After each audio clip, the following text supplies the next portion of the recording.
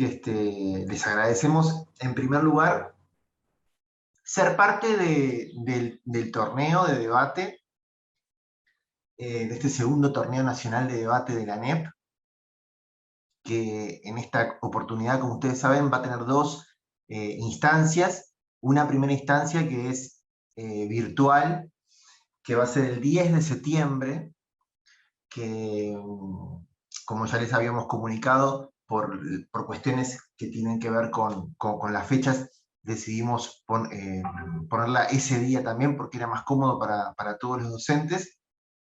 Y esa va a ser virtual, va a ser la primera instancia. Y luego la segunda instancia, con los 24 equipos que clasifiquen en la primera, va a ser presencial en Montevideo. En virtud de todo este proceso, la idea es que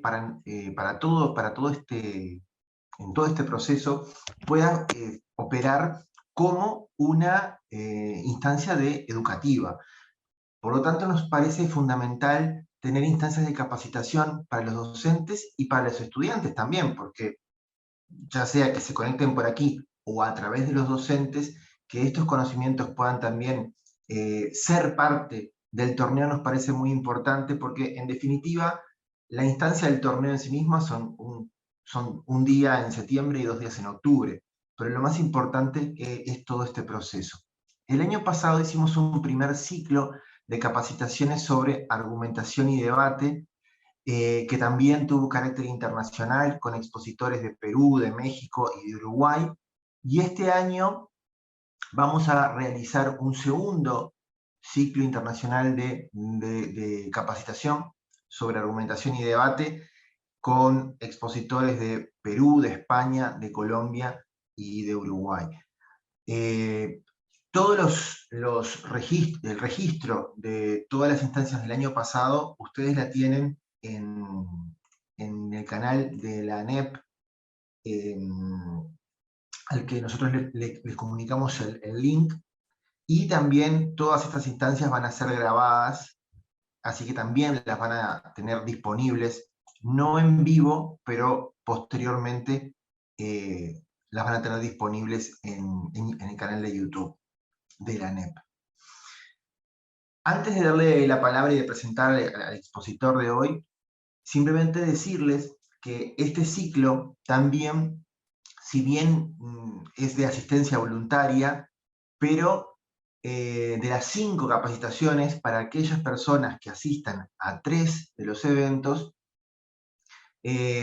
habrá un certificado de asistencia a este ciclo de capacitaciones. Con ese fin, nosotros le vamos a pedir a las personas que se conectaron que se inscriban, o sea, que pongan sus datos para llenar el formulario de asistencia, que lo vamos a compartir ahora en el chat, y también lo vamos a compartir nuevamente un poquito más adelante. Bien, vamos entonces a iniciar ya, sin más preámbulos, la primera de las instancias de este ciclo. Y bueno, para ello tenemos un invitado de lujo, tenemos a Fernando Tincopa, que él es analista político y también especialista en torneos de debate a nivel internacional. De hecho, ahora está en España, que estuvo oficiando de juez en un torneo mundial de debate, y que tenemos el placer también de que el año pasado nos apoyó con su asesoría en el primer torneo nacional de debate, y también nos está apoyando en este año. El tema de la exposición de Fernando es el siguiente: formato de debate, herramientas y recomendaciones. Esto va a ser muy útil, puesto que, como ustedes saben, el formato o el debate en sí mismo tiene un formato específico, lo cual hace que sea posible también, a partir de ese formato, tener determinadas pautas que, sin ser rígidas, se convierten en recomendaciones muy útiles a la hora de aplicar o aplicar este formato a la práctica, a temas concretos, a mociones concretas. Así que, sin más preámbulo, le doy la palabra a Fernando y bueno, comenzamos este primer encuentro. Fernando. Hola Horacio, encantado. Muchísimas gracias. Lo primero que quería hacer era confirmar si se me escucha bien. Se te escucha bien, sí. Sí, sí. Genial, estaba ocupado. Disculparán que también tengo un poco de dolor de garganta porque hace unos días estuve mal, ya se imaginarán con qué. Y pues nada, yo estoy encantado de estar aquí, voy a compartirles una presentación y les voy explicando más o menos de qué va a ir este tema. Lo que vamos a ver hoy día son los siguientes puntos.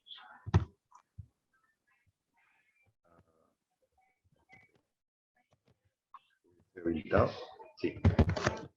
Vamos a ver muy rápidamente un taller acerca del formato y algunas herramientas y recomendaciones, tanto para la ejecución de el rol de cada orador dentro del formato, pero sobre todo también de herramientas que les faciliten la enseñanza a los estudiantes en el momento en el que ustedes tengan que prepararlos para el torneo. Y para eso quisiera comenzar con los siguientes. Vamos a ver el formato, análisis de ejemplos prácticos, de casos en los que con videos los chicos hacen tal cumplimiento de rol, ejecutan tal argumento, abanderan, definen, argumentan, refutan, y luego algunas herramientas útiles muy rápidas que les dejaré. Comencemos. Nuestro formato es el WSDC, o el formato que se conoce como Worlds, o Mundial, de debates escolares. Este formato es conocido porque es el que se utiliza para competir a nivel internacional. El torneo de la NEP también lo está utilizando y conviene muchísimo que incluso se adapten a este formato porque si en caso desean, por ejemplo, participar de otros torneos internacionales, fuera o en otros parecidos, todos se guían en función de este formato. ¿Y cuál es el estilo? En principio, habría que ver que un debate tiene etapas. Un debate estructurado, como un debate académico como este, tiene una etapa de preparación que implica que le den una moción de un tema a debatir a los estudiantes con tiempo de anticipación, que en algunos casos pueden ser, por ejemplo, varios meses antes, una hora antes del debate. Aquí, en este caso, todos prácticamente ya saben las mociones. Hay algunas mociones que tienen mucho tiempo de preparación, desde ahora pueden estarse preparando con los temas, y hay otras mociones que tienen un tiempo más limitado, como en ese mismo día se lanza la moción una hora antes, y ese es el tiempo que tienen los estudiantes para prepararse in situ. Luego de la preparación vienen las cuestiones más del debate, y el debate tiene el discurso propio del estudiante y el discurso del resto, de los compañeros, del equipo contrario, y luego una vez que termina esa etapa de los discursos, viene la etapa del feedback, es decir, la participación de los jueces. Aquí lo que es interesante es que luego de que termina el debate, hay un equipo de jueces que ha escuchado el debate y que luego decide quién gana el debate y le da una retroalimentación a los muchachos y les dice la justificación de por qué han decidido entre los jueces que gane tal equipo por encima de tal otro. Eso es importantísimo porque es un valor pedagógico añadido en el debate, es decir, no solamente se debaten como monólogos que hablan y listo, y se premia uno y va, sino que se justifican las decisiones para que se entienda que hay un sentido mínimamente objetivo, ¿no? Como que este argumento primó por encima de este otro por tales razones. Creemos que tal equipo lo hizo mejor por tales razones. Y ese feedback es una cuestión muy importante porque retroalimenta a los chicos y los hace sentir bien porque pueden entender por qué hicieron las cosas buenas que hicieron y qué cosas habría que mejorar para que sigan en ese camino. Y esa es la etapa final del debate en general como la etapa de aprendizaje. Todo esto se da dentro de una moción, de un debate por tema. ¿Y cómo es que se debate ya en detalle cada uno de esos temas? Bueno, para eso el formato WSDC tiene algunas características que yo he resumido en estos iconos que espero sean transmitibles. En primer lugar, tiene solo dos equipos. Como los siervos enfrentados, se oponen férreamente sin puntos de consenso. Este es un debate polarizante, es decir, no es un debate de consensos. No se busca llegar a consensos, se busca que ambos equipos jueguen un rol en el que tengan que defender con razones argumentadas y lógicas la postura que les toca defender. Entonces, el enfrentamiento es dual, polarizado. Y en segundo lugar, es un ping-pong constante. Es decir, no es un monólogo, es un formato que permite la interacción. La interacción tanto en el momento en el que un orador está hablando, por ejemplo, mientras yo hablo, alguien puede hacerme una pregunta que se denomina punto de información, y que en 15 segundos como máximo, esa persona pueda tener la oportunidad de cuestionarme lo que yo estoy diciendo. Ese tipo de intervenciones se dan durante prácticamente todos los discursos, a excepción de los últimos, que hablan poquito y que no tienen derecho a puntos de información, pero ya lo veremos más adelante. El punto principal es que se queden con la idea de que esto es interactivo, no es un monólogo. Todos los oradores responden a lo que dicen los oradores anteriores. Por eso el ping-pong, por eso también es una suerte de que siempre habla uno y luego otro de equipos distintos, para alternar las posiciones también. En tercer lugar, voy a poner un puntero.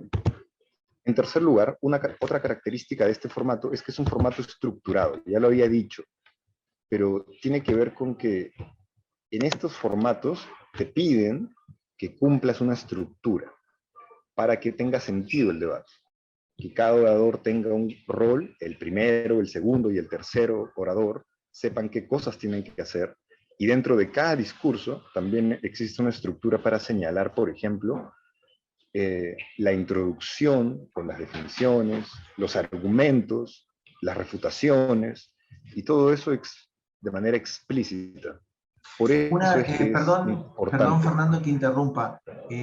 Si hay alguna persona que tiene el micrófono encendido, por favor que lo apague. Yo me estoy fijando en todos, pero veo que hay un ruido de fondo y posiblemente pueda haber alguna persona que no estoy viendo que tenga el micrófono encendido y que pueda tener algún ruido de fondo. Le pedimos por favor que los apague. Naturalmente, si después desean hacer preguntas, lo pueden habilitar. Muchas gracias. Fernando, disculpa que te hayas interrumpido.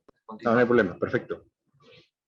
Entonces, la estructura es parte importante de esto. Hay estructura en general a nivel de equipo, hay estructura particular a nivel del individuo, del orador que hace su discurso y lo ordena, lo encasilla, diferencia las refutaciones de los argumentos, establece con claridad cuántos argumentos va él a desarrollar.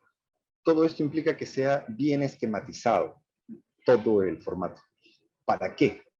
Bueno, el sentido lógico nos hace pensar que, de lo contrario, esto sería más bien darle libertad a los estudiantes para que digan y hagan lo que quieran, en términos de libertad y discrecionalidad para argumentar sobre cualquier cosa, ideas distintas, en órdenes distintos, y eso podría complicar muchísimo la adjudicación. Por último, aquí lo señalaba, no es un monólogo. Acá en el debate, una de las cosas que más se desarrolla en general es la capacidad de escucha de los estudiantes, porque no se puede debatir si no se ha escuchado previamente qué es lo que se está a punto de refutar. Y esto es importantísimo. Quizás una de las cosas más importantes que hay que enseñar también dentro del aula a los chicos no es solo hablar, sino también a escuchar. Porque solo a través de escuchar es que uno puede sistematizar, procesar, digerir y luego refutar lo que el otro está diciendo. Y listo. Esos principios se construyen en torno a cosas más concretas todavía, que son las características del formato. Hablemos ahora acerca de la secuencia del debate. Como les dije, el formato tiene dos equipos, ¿cierto? Cada equipo está compuesto por 3 personas. Y cada persona tiene roles particulares que seguir. Hay un equipo de la proposición, que es el equipo que propone, y hay otro equipo de la oposición, que es el equipo que se opone, básicamente. ¿A qué se oponen? A la moción.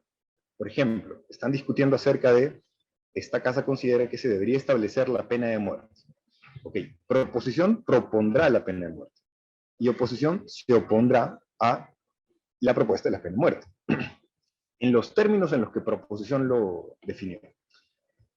Y para eso entonces, la secuencia del debate más o menos es este ping-pong que les hablaba, ¿no? Proposición tiene 3 oradores, pero siempre hay 4 discursos. Igual que oposición, que tiene 3 oradores, pero hay 4 discursos. ¿Cómo así? Pues bueno, alguno de los oradores de cada equipo va a dar el discurso final, el discurso de réplica. Por eso es que hay un cuarto discurso. ¿Cómo viene el ping-pong? Primero habla uno de propo, y luego uno de oposición, y así se van pimponeando los discursos. Cada discurso dura 8 minutos, y a excepción del último discurso, que es el único discurso que dura 4 minutos, porque es el discurso final, el discurso de réplica, el discurso con el que acaban todos los equipos sus intervenciones. Esta secuencia es bien explicada en este gráfico, que aunque parezca complicado no lo es. Créanme, esto es muchísimo más sencillo de lo que parece.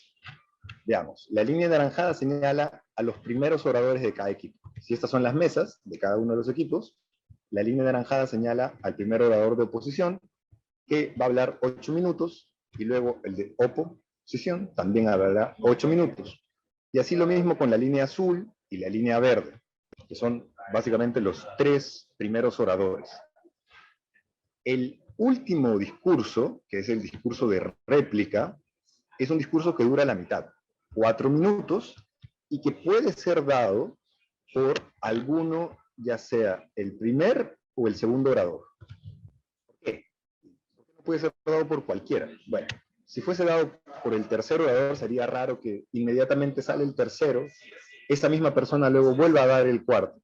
Por esa única razón es que existe digamos, la norma de que el último discurso, el de cierre llamado de réplica, lo dé alguno de los primeros oradores que habló. Y listo, es lo único que tendríamos que saber del orden de las presentaciones. Los jueces usualmente son quienes llaman a cada orador. Llaman al primer orador de la Cámara de Proposición, termina su discurso, lo felicitan, muchas gracias, le agradecen, y llaman al segundo, al primer orador de la Cámara de Opo, y así sucesivamente. Ahora, veamos un poco los roles, porque nos están dando, digamos, componentes de oradores por alguna razón. Y es que cada rol tiene una justificación. Por ejemplo, veamos las columnas de proposición y oposición. El primer orador de propo lo que hace es definir el tema y explicar la problemática detrás de un debate. Explicar el caso y sus argumentos. ¿Por qué es que se le pide hacer esto? Imaginen un debate. Vamos a verlo en el ejemplo también. Pero imaginen un debate en el que estamos debatiendo acerca de minería. Y estamos debatiendo acerca de minería tecnológica, es decir, minería de criptomonedas. Y la moción dice algo así como, esta casa considera que se debería incentivar la minería de criptomonedas. ¿Ok? Y el primer líder de oposición lo que hace es no definir, no define. Y comienza a justificar por qué la minería de criptomonedas es buena, simplemente. Bueno, en ese caso es problemático, porque al no definir, uno puede no saber a qué se está refiriendo con minería de criptomonedas. Y por eso es importante definirlo. Uno podría definirlo mal, incluso diciendo que minería de criptomonedas es la labor que hacen bajo tierra los hombres tratando de sacar minerales, que es totalmente distinto a la minería de criptomonedas. Una cosa es la minería, digamos, bajo tierra o tajo abierto, que extrae minerales, y otra cosa es la minería con softwares y computadoras que permiten generar algoritmos para producir un Bitcoin, por ejemplo. No sé, definir esas cosas es importante porque los debates se centran en tratar de discutir sobre lo mismo y no sobre interpretaciones que cada uno pueda hacer sobre un tema. ¿Qué es piratería? Piratería o es la labor que hacían los corsarios atracando barcos en el siglo XVIII, o es aquella labor que viola derechos de autor para reproducir material sin pagar regalías, por ejemplo. Ok, nos referimos a lo segundo, no a lo primero. Basta ese tipo de definiciones para que todos tengan un piso común acerca de qué va a ir el debate. Y eso es importante que lo haga el primer líder de oposición. Y junto con eso, explica el contexto del problema al cual se enfrentan. Por ejemplo, si dice la moción, esta casa prohibiría la piratería de discos, de música, el orador tendrá que definir qué es piratería, qué se entiende por piratería, luego tendrá que explicar por qué es un problema de momento la venta ilegal de discos de música piratas, cómo su moción va a arreglar ese problema prohibiendo la venta, limitando el consumo de discos piratas, desincentivándolo también, y luego explica los argumentos que tiene su bancada en general, su equipo, para probar que esto va a ocurrir y es bueno. Y aquí el orador lo que hace es, por ejemplo, exponer, ok, nosotros como equipo tenemos 4 argumentos, y él señala los 4 argumentos y explica cuál va a desarrollar esa persona. Por ejemplo, si yo tuviese que acá salir a decir algo, diría, ok, yo tengo 4 argumentos, el económico, el ambiental, el político y el judicial. Se llaman A, B, C, D, E. Yo voy a desarrollar los 2 primeros argumentos y mis compañeros desarrollarán los siguientes. Entonces el primer orador desarrolla esos argumentos y deja el resto para sus compañeros. Básico. ¿Qué hace el primer orador de oposición? Estamos ahora en la segunda columna, ¿no? En la tercera. El primer orador de la oposición, pues también puede refutar o responder a la definición si es que lo amerita. Por ejemplo, yo recuerdo un debate en el que alguien definió que subrogación materna ibas a entender como, pues, la adopción de niños. Todos se quedaron así como, no, subrogación materna no es adopción, puede ser vientre de alquiler, puede ser concepción de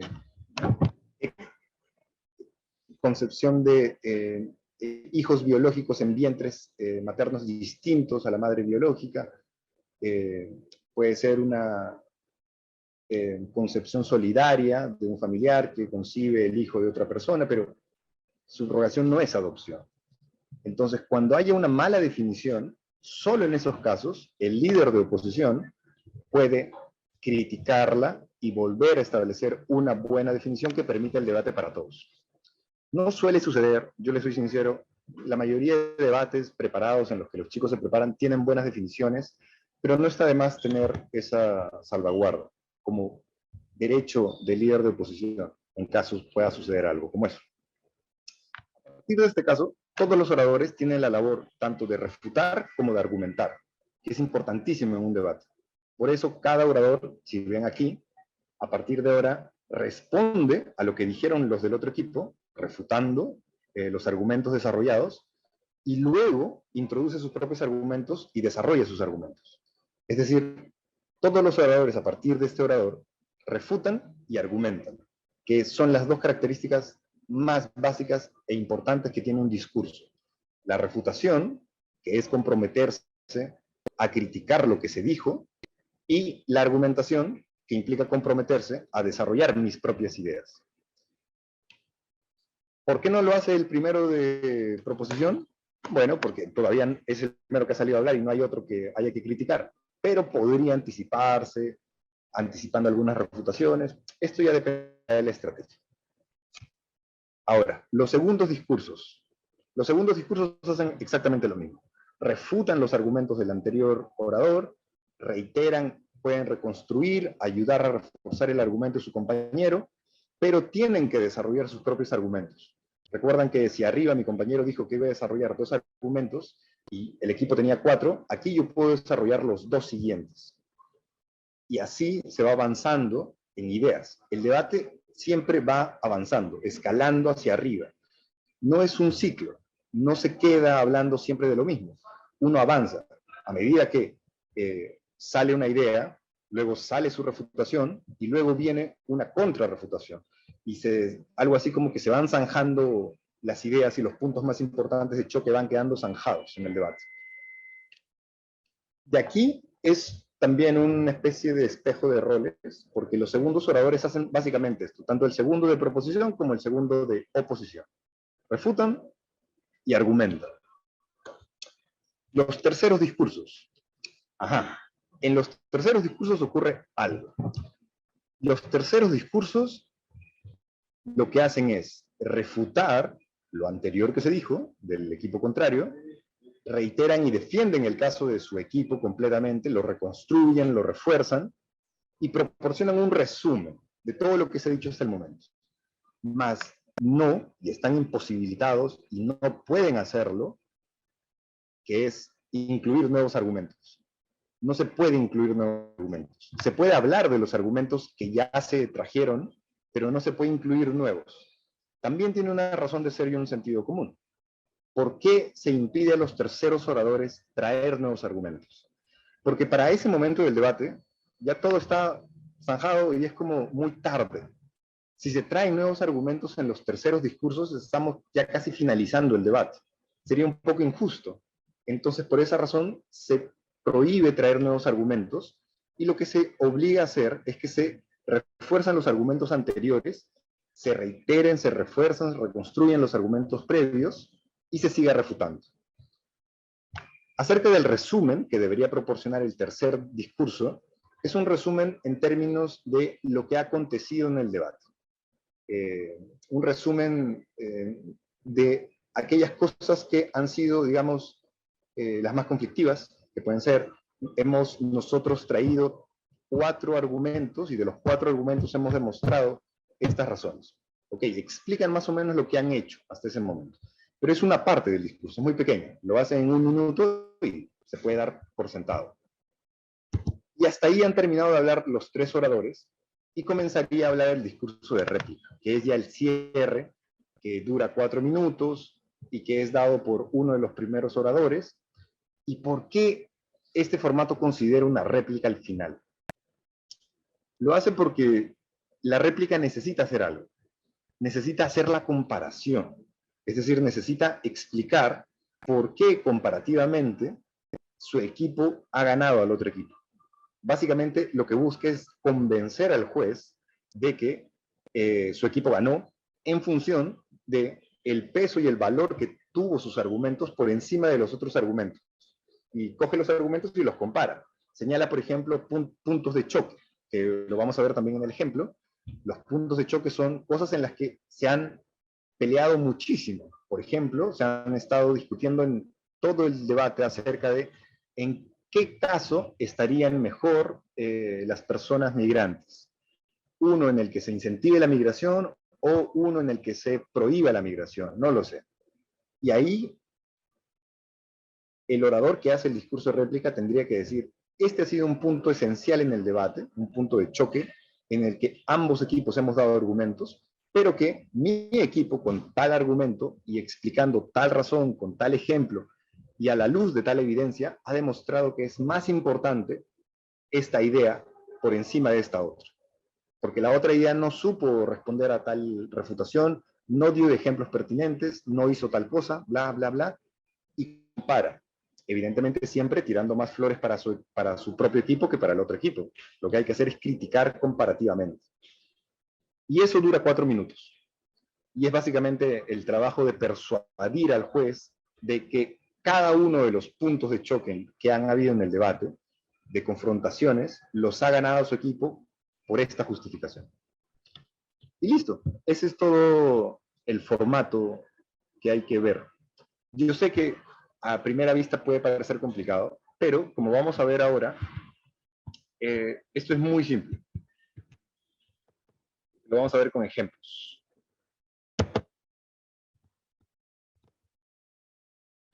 Antes,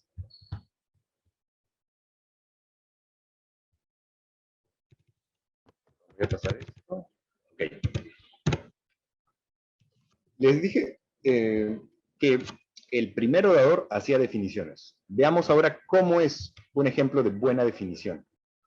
Voy a compartir la pantalla y voy a proyectar el video. Esta PPT igual se las voy a dejar a ustedes señalando los minutos exactos en el que ustedes pueden encontrar el discurso del orador en el que, por ejemplo, da una buena definición en el inicio de un debate. Y así luego puedan repasarlo también con sus estudiantes. Son solamente ejemplos referenciales. No quiere decir que sea la manera y la única manera en la que se tiene que hacer el ejercicio. Por ejemplo, definir, argumentar. No. Cada orador tiene estilos distintos, pero hay algunas que quedan muchísimo, digamos, más gráficas en términos de que son útiles para mostrárselas a modo de ejemplo, ¿no es cierto? Entonces, este es un ejemplo de un orador como primer orador dando definiciones. Creo que está cargando en otra pantalla, sí. Ya lo tenía.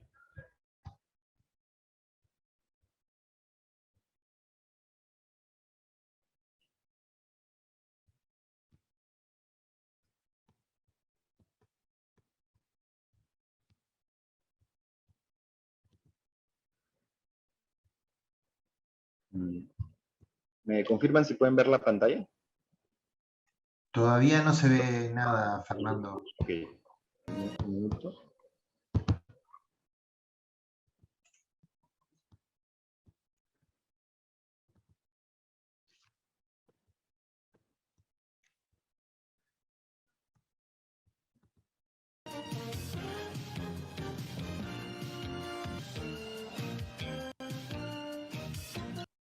Okay.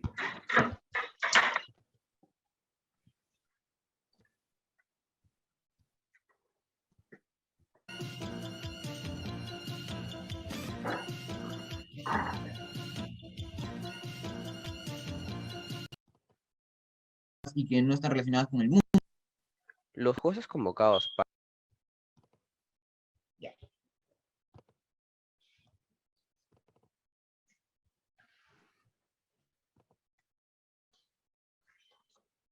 Ahí Ahora se ve, creo que sí, ya se ve, ¿cierto? ahí se ve el Confírmenme video. que se escucha.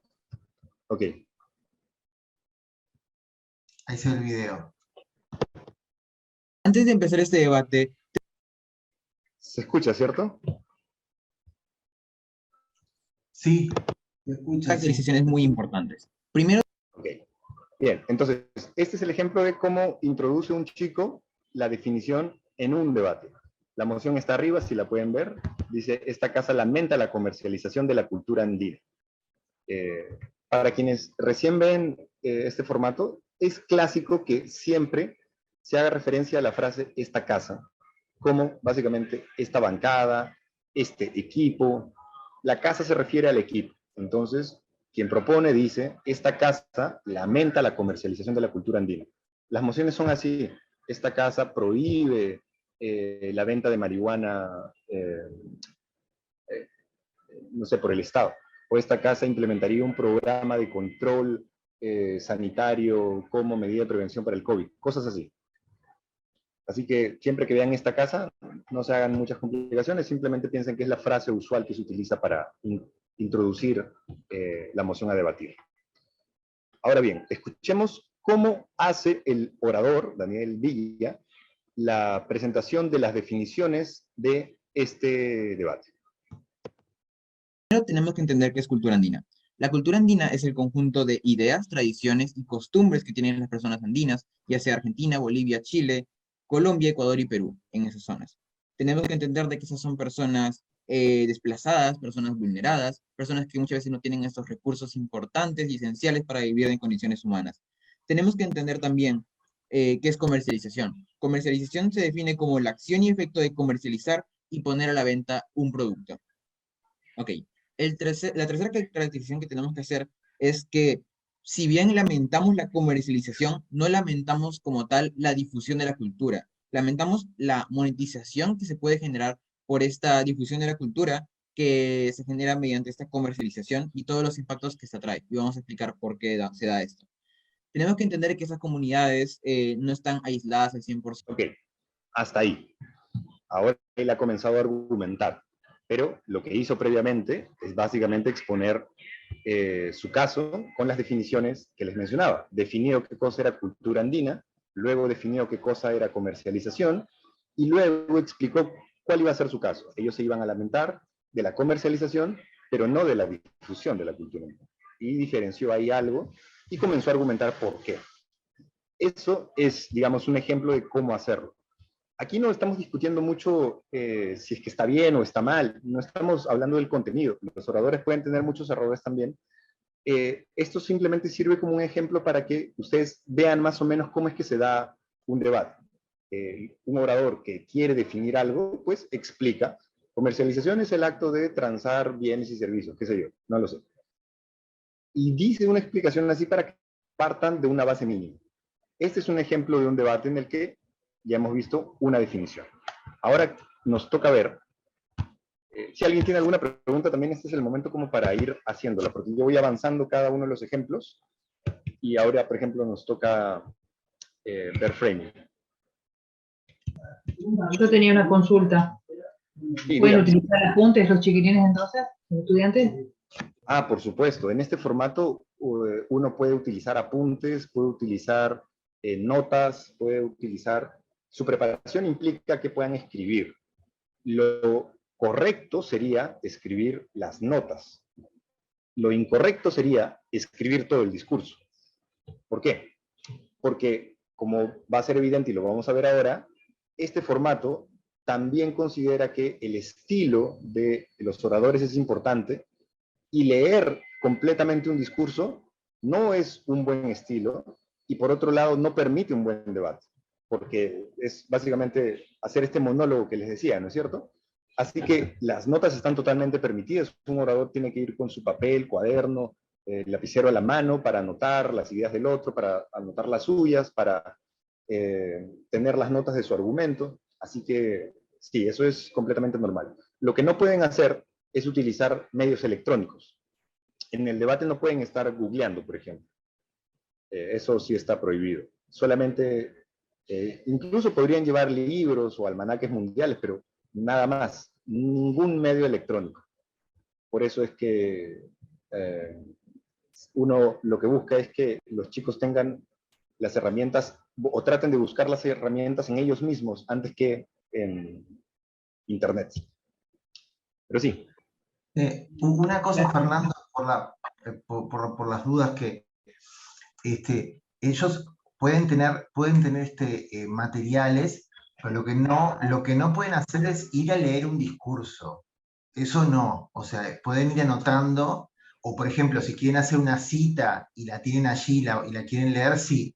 Pero lo que no pueden hacer es ir con un papel y leer el discurso, leer lo que van a decir. Eso no, porque se pierde la esencia de lo que digo, por las dudas que se malinterprete, porque todas las anotaciones de las que habla Fernando son también las que hacen los oradores mientras los otros están hablando. O sea, mientras otro orador está hablando, el resto que está sentado, está escuchando, puede tomar notas, porque está prestando mucha atención a lo que están diciendo los otros. Pero al momento de hablar, ahí no se lee un discurso ni se leen las notas. Puede leerse, sí, alguna cita, algún elemento, o si se muestra un gráfico, alguna cosa, pero no ir a echar una lectura de discurso, porque ahí se pierde absolutamente la esencia del debate. Creo que aclarar esto es muy, muy importante. La idea es que el debate es oral, y que el debate también, si bien puede ser complementado con alguna cita, algún gráfico, la exposición es oral en el momento. Fernando, no sé si Sí. quieres complementar con algo más con No, respecto a tal esto. cual lo que decía respecto a que las notas solamente son notas. Son anotaciones muy breves que sirven a alguien para tener una referencia visual en el momento y que las mira y sigue hablando. No son lecturas. Eso está, o debería estar clarísimo, ¿no? No sé si hay alguna otra pregunta, pero yo quisiera ahora introducir un ejemplo de frame. En este formato también se suele caracterizar muchísimo Creo que la forma... Fernando, hay otra pregunta, y no sé si querés que queden para después las preguntas o... No, si hay una pregunta, aprovecharía ahora. No logro ver las preguntas. ¿Dónde están? Gabriel, Yo Gabriel levanté la Morán. mano. Ah, Ahí perdona. está. Ok. Disculpen que capaz que mencionaron, pero se me entrecortó varias veces y me quedó alguna duda. Decías mostrar alguna gráfica o algo, pero en el caso de, por ejemplo, me parece una de las estrategias de los debates es cuando argumentás en función de alguna expresión del contrario, ¿no? O sea, vas a debatir o vas a rebatirlo exactamente la condición, el argumento o la definición que hizo el contrario. En ese caso, esas definiciones, o por ejemplo, que el contrario mencione un dato que el otro entienda que no es correcto, entonces va a anotar eso, va a escribirlo, ahí sí puede, por ejemplo, mirar, bueno, según tal definición o según tal exposición dijo con tal palabras así, lo que no es correcto, bla, bla, bla. ¿Entiendes? Más o menos. Creo que sí, dividiría esto en dos partes. Primero, respondiendo al hecho de si un orador puede utilizar una expresión del orador contrario, una afirmación, un dato mal hecho o alguno de esos errores cometidos por el equipo contrario para refutar, si esa es la pregunta, la respuesta es un sí totalmente. De hecho, es parte, como usted bien dice, de lo que se estila en debate. En un debate en general, uno podría anotar, escuchar algún error que comete la contraparte nombrando un dato incorrecto o una cifra incorrecta o un silogismo lógico que es fácil de refutar y luego señalarlo. Y eso va en la parte de las refutaciones. Y se señala y se dice, ok, eso que mencionó la contraparte cuando señalaba que la pena de muerte iba a reducir la cantidad de delitos, es falso, creemos nosotros, porque al contrario de lo que se piense, la pena de muerte... Bienvenidos a todos. La moción que se va a debatir es: esta Cámara implementaría un sistema de seguro de votantes para las elecciones nacionales del Perú. Tengo un audio que se me está cruzando. Entonces...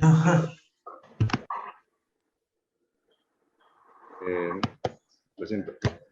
Estaba con el video corriendo.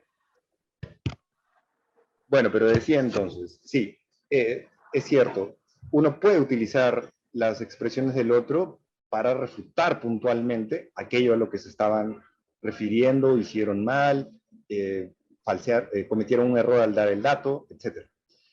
Pero lo que quería diferenciar era que las definiciones solamente las hace un orador, que es el primer orador que habla en el debate, y solo las hace una única vez. El resto de los oradores no hacen definiciones. Esto, como lo ven en el formato, solamente es una atribución del primer orador. Lo que puede hacer el primer orador del equipo de la oposición es refutar la definición solo en caso lo amerite, y solo en caso de sea una definición muy mala, como esta definición mala de minería, de criptomonedas, que la definieron como minería de minerales. Eso evidentemente ameritaría que alguien ponga la definición correcta. Pero salvo esos casos, los demás oradores siguen la misma definición. Y de hecho, me sirve este ejemplo para... Fernando, yo quiero, perdón que haga esta aclaración, porque lo que no puede suceder, y cuando vean más ejemplos de debate van a ver que eso es así, lo que no puede suceder es que pase, por ejemplo, un orador con un papelito y entre a decir, bueno, y entonces empieza a hacer con el papelito en la mano, digamos, como si fuera el machete, digamos, el ayuda a memoria, y entrar a repetirlo con el papelito. O sea, van a ver que es más fluido. O sea, sí que pueden tener alguna definición, pero no un soporte en el sentido de que van con un papel a leer el papel o a estar todo el tiempo mirando el papel, porque ahí se pierde la esencia de lo que es la expresión, o sea, lo que es el intercambio con los otros oradores. El tema de los datos, todas las anotaciones, obviamente que se pueden hacer, pero al momento de hablar, lo que prima es el hecho de la expresión oral, el hecho de referir a lo que han dicho los otros. En la dinámica del debate van a ver que no da como para ni leer, ni tampoco estar siguiendo un esquema específicamente con un texto, porque incluso cuando empieza a ver este ping-pong del que hablaba Fernando, es muy importante lo que acaba de pasar recién, o lo que se acaba de decir anteriormente. Entonces, yo lo aclaro muy especialmente para que nadie prepare el debate armando esquemas o papelitos para llevar ahí, porque ahí se pierde todo, digamos. Por eso soy tan insistente en esta primera instancia, sobre todo para aquellos que no han participado todavía de los debates y están iniciándose. Perdón por la aclaración o por la nueva aclaración sobre este punto. No, no hay problema. Decía también, luego de salvar este punto, algo que podría ayudarles también es ver cómo se refuta. O sea, la refutación es una crítica puntual a ideas o argumentos que surgen en el debate y que los oradores se encargan de demostrar ya sea su inatingencia, su falsedad, su poca relevancia. Las refutaciones son parte importantísima del debate, porque, les decía, lo tienen que hacer prácticamente todos los oradores. Entonces, veamos un ejemplo de cómo es que se refuta en este formato, o en debate escolar en general. Este es un video de un torneo que hicimos acá en Perú, y que tenía a unos chicos debatiendo la siguiente moción. Déjenme que les proyecte esto, un minuto.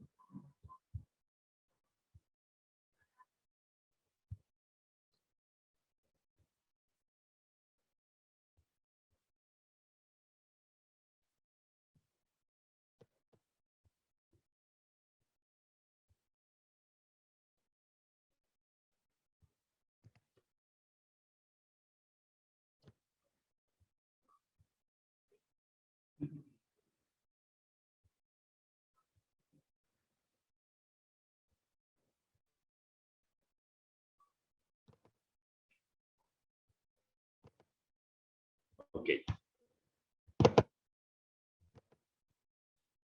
En la virtualidad, lo que obviamente hacíamos era que, tal cual en este torneo ustedes van a experimentar, es que los oradores hablen a través de sus cámaras en sus habitaciones y que todos tengan prendidas sus cámaras. Entonces, no sé si ya lo pueden ver, pero me parece que no.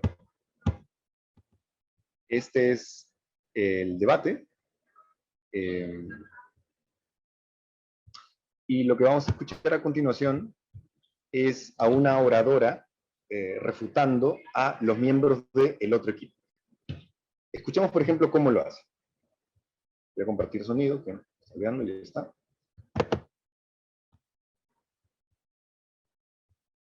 Creo que ya se puede ver, ¿cierto? Sí. Sí, se puede ver. La proposición dice que las instituciones de educación, Ya. cualquier persona que quiera acceder a una educación universitaria puede. Entonces voy a explicar los beneficios de esto. Primero, el equipo de proposición dice que las instituciones de educación técnica son mucho más baratas. Nosotros estamos de acuerdo con eso. Sin embargo, el nivel de educación cambia exponencialmente en términos de lo que es una universidad. Y vamos a explicar esto más en nuestros argumentos. Después, igual dicen que son más cortas estas escuelas técnicas, entonces que vas a acabar rápido y después vas a poder trabajar rápido. Sin embargo, este punto se cae rápidamente si nos damos cuenta de que la mayoría de la gente puede trabajar durante su universidad para poder cumplir estas necesidades. Y es muy importante saber esto, porque mientras tienes tu educación, igual al mismo tiempo, aunque tal vez te tardes más tiempo en conseguir tu título, vas a poder conseguir una mejor oportunidad en el futuro, que nosotros estamos priorizando el largo plazo. Entonces va a haber una mejor resolución al final del día. Entonces, vamos a seguir avanzando. Igual, dice que en esta vida el equipo de proposición dice que se necesita un título para poder vivir bien en la vida. Nosotros sí estamos de acuerdo, y por eso vamos a abrir aplicaciones libres para una educación universitaria que tenga un título con mucho más valor que el de una escuela técnica. Y después, tienen el punto de que si se vuelven libres estas instituciones de educación técnica, se van a quitar los estereotipos que se relacionan con estas escuelas. Sin embargo, nosotros creemos que esto no es un punto muy relevante del debate porque realmente no implica ningún efecto en la vida diaria de las personas que salen y que quieren mejorar su calidad de vida. Y al final, su último punto que dijeron es que va a haber una saturación, una sobresaturación de universidades si lo que nosotros estamos diciendo sucede. La cosa es que si esto sucede, no es mutuamente exclusivo. La sobresaturación pasaría en los dos lados. Y si algo pasaría mucho más en el lado de proposición, solo por el hecho de que hay más gente que tal vez quiere aspirar a hacer una educación técnica. Pero bueno, voy a empezar con mis argumentos, que va a poner todo lo que... Y hasta ahí. Bueno, esto quiero dejar claro, evidentemente no es un discurso perfecto. Tampoco van a encontrarse ustedes con discursos perfectos en sus propios debates. Los chicos están aquí para aprender, entonces digamos que pueden cometer algunos errores, pueden tener muletillas, como el caso que acabamos de ver, pero lo importante es que entiendan qué es lo que están haciendo. La oradora anterior lo que estaba haciendo, como en efecto, en una moción en la que yo recuerdo se estaba discutiendo acerca de si se debería o no se debería incentivar a los chicos a que opten por carreras técnicas antes que carreras universitarias. Entonces la oradora lo que hizo fue estar refutando al equipo de la oposición en cada uno de sus puntos. Y si se dan cuenta, la estructura es la siguiente. El equipo de la oposición dice, señala, cita, y luego critica eso que dicen. Entonces es como, el equipo de la oposición dijo que, bla, bla, bla, bla. Sin embargo, nosotros creemos que esto es falso por, bla, bla, bla, bla, bla.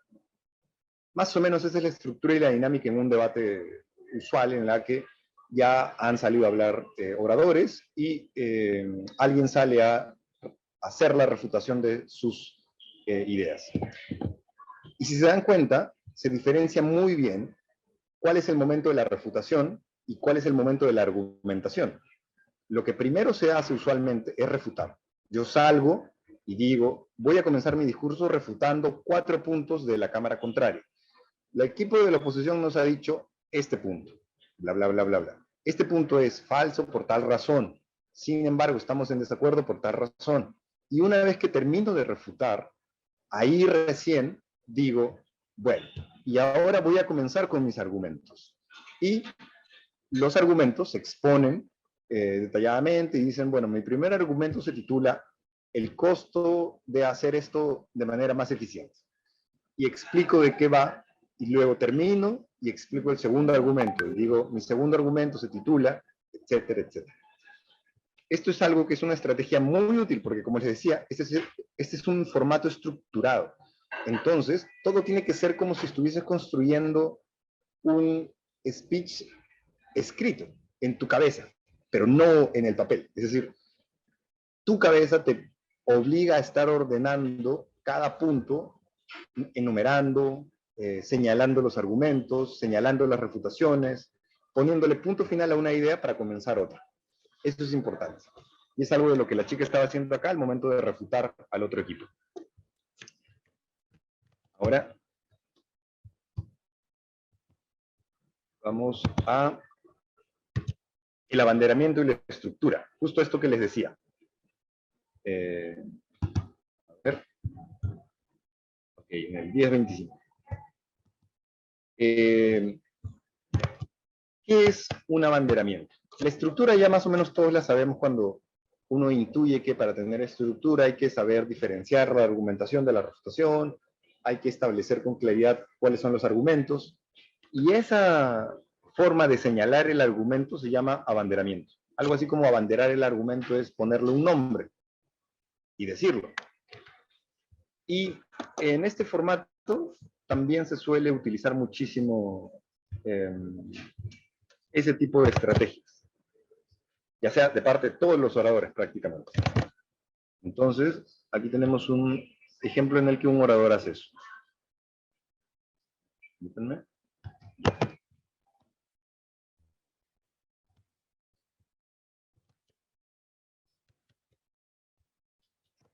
Me parece que...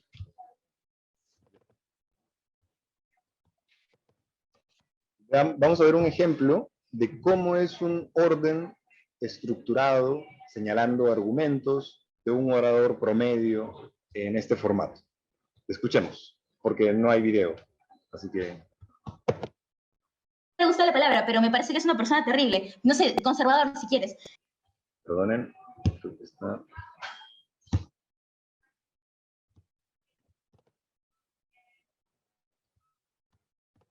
No es retingente el debate. Bueno, pero como les sigo explicando, las políticas de odio se disminuyen sustancialmente, pero en otro punto, yo hago que la ciudadanía ahora esté sistemáticamente más involucrada dentro de lo político. ¿Por qué? Porque lo que sucede es que ahora ellos van a tener que ver si es que le quieren poner o no el seguro a las personas. Si es que antes como se involucraban porque había gente como muy distinta como Keiko o Castillo, ahora se van a involucrar muchísimo más porque saben de que tienen que ver específicamente los planes de gobierno para ver a quién le ponga el seguro y a quién no. Creo que lo que hace una ciudadanía muchísimo más involucrada en términos políticos es que tengamos a gente más informada, a gente mucho más apasionada por la política, a gente muchísimo más comprometida con los cambios sociales y los cambios económicos que posiblemente se puedan generar dentro del mundo, ¿no? Creo que son cosas sistemáticamente mejores, ¿no? Creo que es entonces que la gente cree en la política verdaderamente, ¿no? Porque ahora vota por un candidato porque creen que es el mejor, no porque creen que es el mal menor. Creo que entonces los cambios sí son muchísimo más plausibles dentro de mi mundo, ¿no? Creo que cuando la gente se informa es que la gente tiene como mayor capacidad de, por ejemplo, empatía, ¿no? Porque ahora yo tengo que leer todos los planes de gobierno porque quiero saber justamente lo que les sigo explicando, de cómo, a cuál ley voy a poner el seguro de votantes. Creo que cuando me leo todos los planes de gobierno soy una persona en general más informada, como más política, etcétera, etcétera, y creo que eso apoya al bienestar general de toda la población peruana, ¿no? Creo que cuando tenemos a más personas saliendo sobre estos temas constantemente, es como mucho más fácil establecer diálogos que en general como nos desarrollamos muchísimo mejor, ¿no? Ahora, les sigo explicando que la gente que como se va a postular tiene muchísimo para perder, entonces lo más probable es que no quieran perder este dinero, ¿no? De manera general. Bien, me parece que este caso, déjenme ver.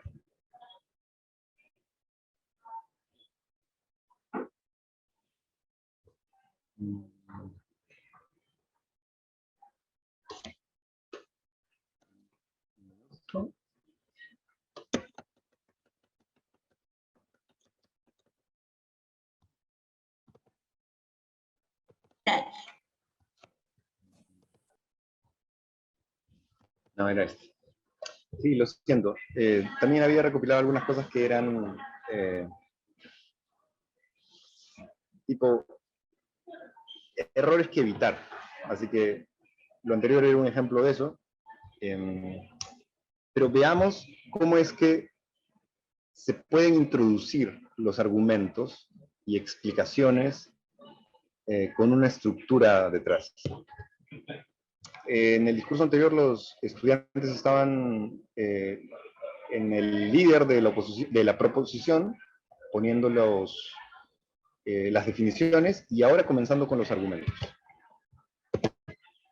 Que se genera mediante esta comercialización y todos los impactos que se atrae. Y vamos a explicar por qué se da esto.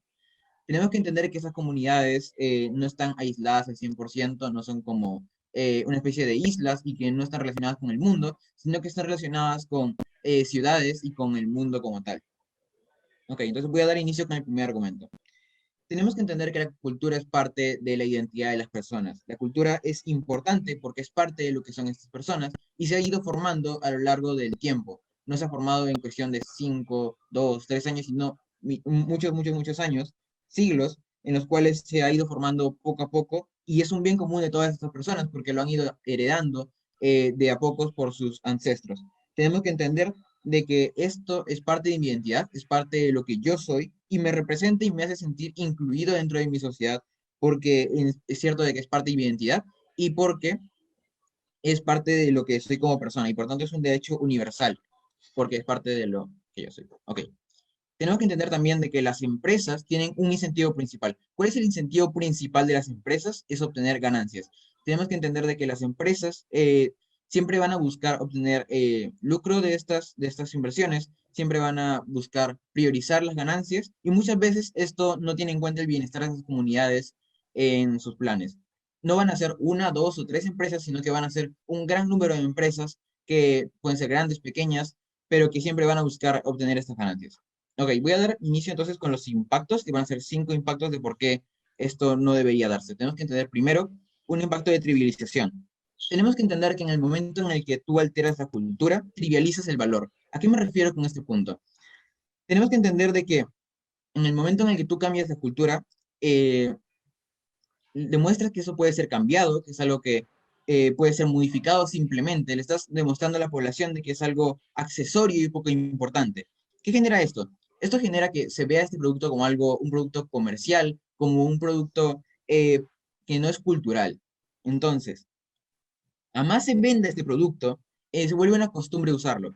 ¿Y qué significa esto? De que yo lo compro solamente porque se ve bonito, yo lo compro solamente porque es una moda, porque todo el mundo lo hace, pero no entiendo el significado de fondo que me trae esta cultura. No entiendo qué es lo que me quieren expresar estas personas o qué querían expresar estas personas con esta cultura y y esas personas no pueden expresar sus problemas, no pueden luchar por medio de esta cultura y no pueden reclamar por medio de esta cultura. Ok, un segundo impacto es la pérdida de tradición. Ya hemos explicado por qué esta cultura se ha dado a lo largo de los años. Bueno, sigue así sucesivamente.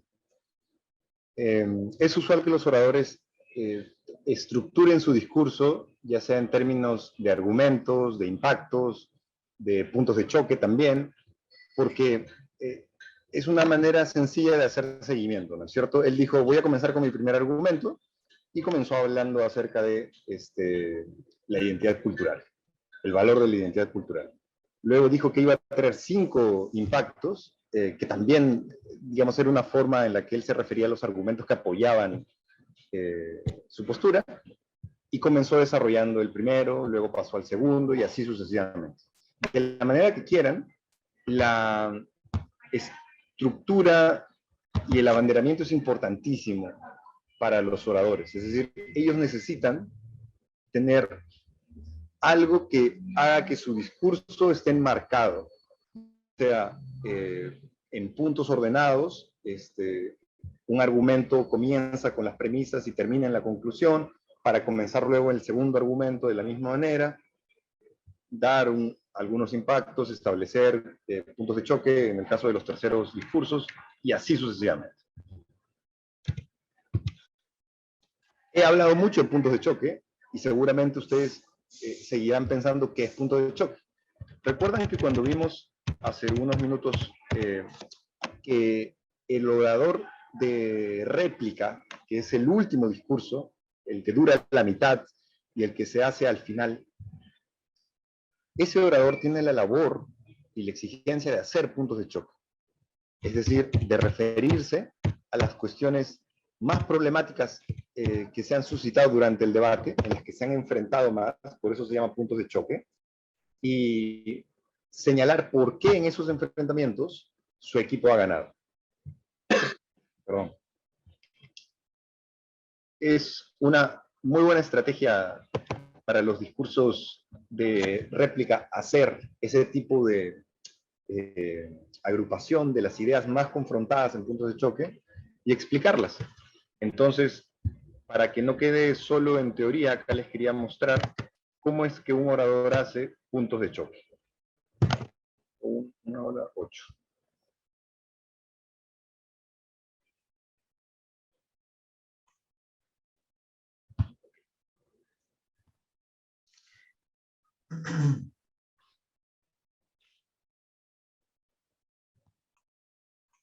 Fernando, hay dos personas que levantaron la mano. No sé si querés mostrar esto y después contestás, o al final, o ahora, pero te digo. Okay.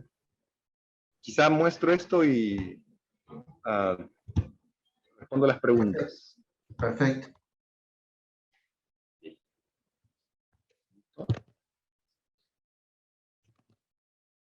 Ok. Entonces, recuerden que estamos ya en el discurso de réplica, ya han hablado la mayoría de oradores, y estamos en el discurso de réplica en el momento en el que el orador va a comenzar a hacer los puntos de choque de ese debate. Este debate, ¿pueden ver la pantalla? Okay. Ahora sí. Ya, genial, gracias. propia perspectiva política afectada por malinterpretaciones o datos falsos o populares que se difundirían dentro de estas filas de votación actuales. La diferencia de votos. Bueno, se estableció adecuadamente por parte de la Casa de la Oposición que la diferencia de votos sería muy... Perdonen. Me pasé un poquito. Aquí comienza. Que es difícil poner el tiempo en Facebook. Okay. Su métrica fue en primera persona. Entonces, por lo tal, no podría interpretarse como una métrica. Ahora procedo directamente a los puntos de choque, o coloquialmente denominamos como clashes, en los cuales la Casa de la Oposición ganó este debate. En primer lugar, el tiempo para elegir una política. Se mencionó el ejemplo en el cual el electorado elige a su candidato en la fila. Bueno, en este caso se daría exactamente la misma falacia del sistema electoral actual. Las personas podrían empezar a discutir sobre una ideología mucho más extensa en el momento que están esperando su turno para votar, lo cual en realidad desviaría igualmente y difuminaría la cantidad de votos, ya que unas personas, ya que varios se votarían confundidos en sí por la carga argumentativa que representa el sistema de voto actual, y en sí podrían en varios casos ver su propia perspectiva política afectada por malinterpretaciones o datos falsos o populares que se difundirían dentro de estas filas de votación actuales. La diferencia de votos. Bueno, se estableció adecuadamente por parte de la Casa de la Oposición que la diferencia de votos sería muy... Se estableció que la diferencia de votos sería mucho mayor en el sistema del tercer voto. Esto se difuminaría mucho más. ¿Por qué? Porque al votar por una política que posiblemente se asemejaría a la de varios candidatos, todos los votantes de derecha podrían tener otra vez sus votos regados en al menos 5 candidatos. Lo mismo sucedería con la izquierda y demás políticas centrales. Entonces, en realidad veríamos que teníamos muchos más partidos que no llegaran siquiera al 20% o al 15% de los votos en el sistema electoral y que, sin embargo, tendrían que pasar a la siguiente ronda. Una vez más, no se conseguiría el criterio de representatividad necesario para llevar a cabo el sistema del tercer voto. Respecto a la información, se menciona que actualmente en el sistema actual las personas se informan sobre los candidatos. Es cierto. Sin embargo, ¿cómo se lograría que el electorado se informe de varias ideologías? Eso se consignó en el debate y en realidad es mucho más improbable que el electorado se informe sobre toda una ideología política que sobre un solo candidato. Respecto al tema de los prejuicios, se estableció en el primer discurso de la Casa de la Oposición que en realidad los prejuicios afectarían de forma incluso mucho más agravada el sistema de votos actual. ¿Por qué? Porque en realidad el prejuicio no iría contra un solo candidato, sino contra toda una ideología política. Respecto al tema del populismo mencionado por la Casa de la Proposición, también como se mencionó en otro discurso de la Casa de la Oposición, un candidato podría simplemente poner la postura más popular y de esa manera tendríamos debates múltiples. En lo que refiere al plan de gobierno, también mencionó nuestra casa que leer un plan de gobierno y tenerlo en consideración es muy importante para el sistema de elecciones actual. Y no solamente para el actual, sino... Bueno, lo que hace este orador aquí básicamente es hacer una extensa y hasta, a mi modo de ver, necesaria recopilación de todos los puntos que han habido en el debate. Es decir, todos los puntos de choque. El punto acerca de los prejuicios, el plan de gobierno, el dinero y el financiamiento. Todas estas cosas son los puntos de discusión que tienen sentido para ese debate en particular, y que seguramente han estado discutiendo todos los oradores en ese debate, y que lo que se encarga es de sintetizar y explicar por qué está mal lo que hicieron los otros, es decir, por qué tienen errores en la argumentación y por qué ellos se posicionan por encima. Bueno, acá ya explicamos, mi compañero explicó, nosotros dijimos tal cosa, se dejó claro tal idea, y eso más o menos sirve a modo de justificación para el juez, para que en esos puntos, pues, exista un ganador. Lo que hace el rol de réplica entonces es, de nuevo, esclarecer cuáles son los puntos en los que han habido discusiones, qué es lo que se ha dicho del lado del equipo contrario, y qué es lo que hemos dicho nosotros, y por qué ganamos. Básicamente. Ahora sí aprovecharía en responder la pregunta, me parece que Susana y Gabriel. Ahora sí ya puedo ver las manos. Cuénteme, Susana.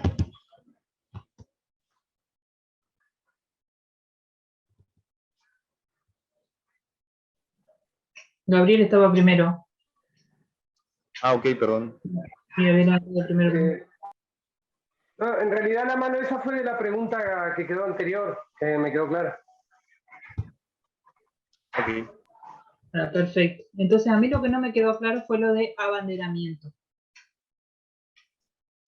Ok, perfecto. La imagen del abanderamiento quizás también sea bastante más gráfica, porque llevar la bandera de un argumento es básicamente nombrarlo. Algo así como nombrar el argumento es igual a abanderamiento. Cuando un orador dice, bueno, mi primer argumento en este debate es la trivialización de la cultura, bueno, ese eslogan, ese título, es el abanderamiento. Una vez que comienza a explicar de qué va la trivialización de la cultura, y explica, bueno, acá la cultura no puede ser trivializada, esto es una cuestión más profunda, que no debería ser comercializada sin explicar el fondo del contexto cultural en el que se da tal producto, no sé, cosas así. Ok, ese ya es el desarrollo. Pero la partecita inicial en la que uno titula el argumento y dice, mi argumento número 1 se llama la eficiencia energética a partir del uso de carros eléctricos. Ok, se entiende. El abanderamiento es el nombrar el argumento con un título de forma clara, concisa y que tenga sentido completo. Para que resume un poco la idea de esos argumentos. Recuerden que, ¿por qué es importante hacer esto? Porque los jueces son profesores, personas también que están ahí escuchando el debate y que necesitan pautas. Este es un formato en el que hay muchas pautas. Y cuando uno le da el título del argumento, le dice qué tiene que recordar, qué tiene que anotar el juez en su hoja como apuntes de las cosas que dijeron los oradores. Entonces, mientras más claro sea yo abanderando los argumentos, mejor. De esa manera se puede hacer un poco más digerible o fácil la labor de la adjudicación. Memorable, diría yo, ¿no? En términos de ayudar a que se recuerde. Espero que haya quedado claro. Si hay alguna otra duda puntual como esta, me las pueden decir también, que yo a veces asumo que algunas cosas ya pueden estar claras, y otras no. Gracias. Perfecto.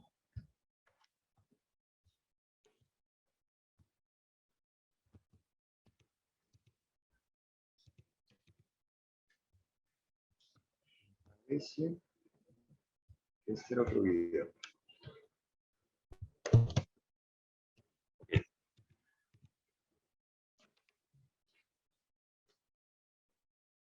Entonces, para resumir, en la secuencia de los roles tenemos más o menos esto.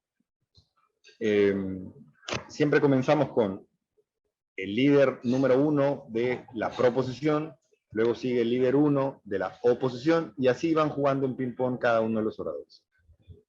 Quizás un detalle que vale la pena señalar es que quien inicia el debate es también el equipo que termina el debate, o sea, proposición. ¿Por qué? Porque básicamente en los últimos discursos, en los de réplica, primero siempre comienza oposición. ¿Para qué? Porque ya que le dieron la ventaja, o desventaja, mejor dicho, de hablar primero a proposición, le dan y compensan la ventaja de hablar último también. Por eso es que la secuencia queda así. Es un ping-pong. En el discurso final de réplica siempre comienza hablando oposición y luego proposición. Hay algunas cosas que me gustaría señalar también respecto a los criterios de adjudicación. Ya hemos hablado mucho de los oradores, qué tiene que hacer cada orador, qué es lo que se espera, cómo es que lo estilan al momento, qué estilan al momento de hacer. Pero me gustaría también, por ejemplo, que vean cuáles son los criterios que se toman para adjudicar y juzgar debates. Denme un minuto. Disculpe, si pueden silenciar alguno de los micrófonos. Perdón, Fernando, que te interrumpí. Por favor, para que no haya ruidos de fondo. Muchas gracias.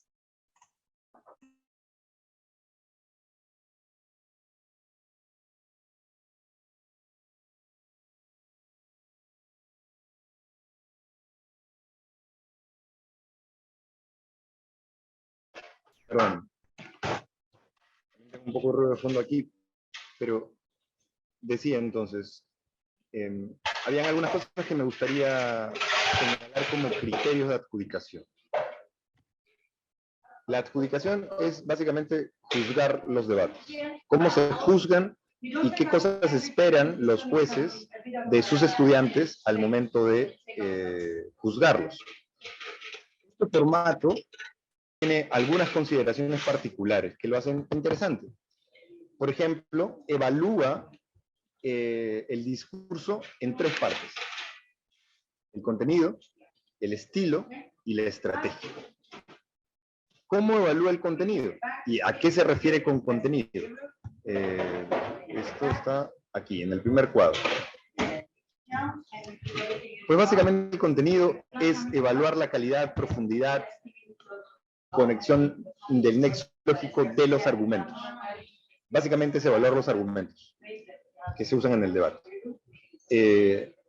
Una evaluación del contenido sopesa y pondera el peso de cada argumento sin ser influenciado por el estilo. Eso es bien importante, porque un buen orador puede tener, digamos, una voz bajita, pero tener muy buenas ideas. Eso lo hace bien puntuado en el contenido, porque es lo que se necesita para evaluar contenido.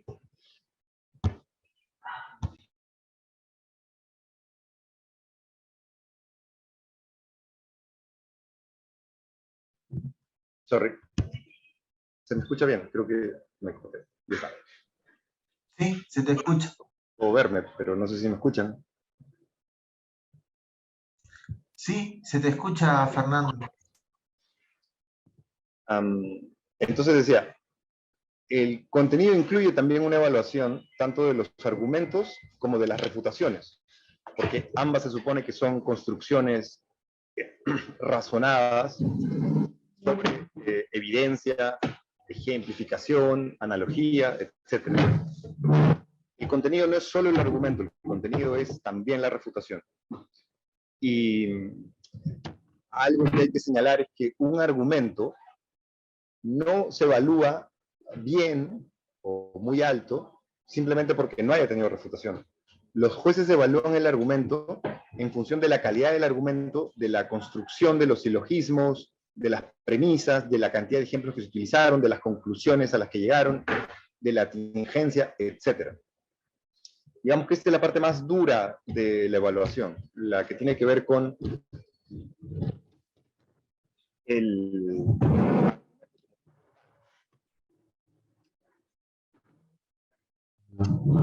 ¿qué se evalúa en estilo? Básicamente, es exclusivamente la forma y la manera en la que los oradores transmiten sus argumentos y que les ayudan a potenciarlos. Es todo aquello que tiene que ver con vocalización, volumen, entonación, el uso del vocabulario, el uso de las manos también, la claridad con la que se expresan o vocalizan las palabras. Si habrán visto, por ejemplo, alguno de los ejemplos anteriores, se habrán estado preguntando, porque seguramente no entendían algunas palabras, si ese podía o no ser un buen discurso.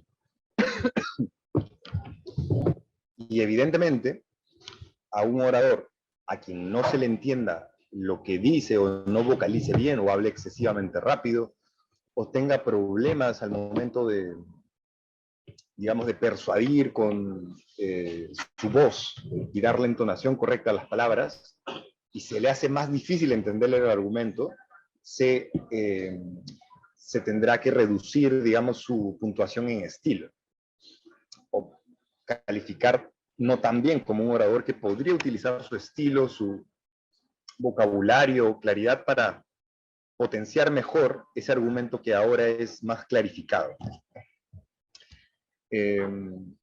Ambos, el estilo y el contenido, en este formato en particular, tienen un peso de 40%.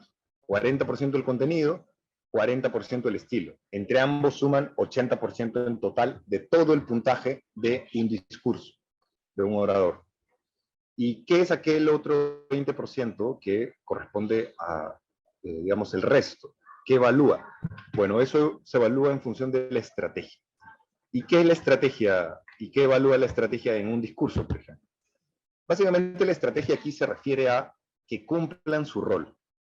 Como ya lo hemos visto, si por ejemplo el tercer orador ya se sabe que es incapaz de traer, no está habilitado, imposibilitado totalmente, de traer nuevos argumentos, y aún así los trae, es decir, no está cumpliendo su rol a caveat, y eso pues tiene una correspondiente reducción en sus puntos en estrategia.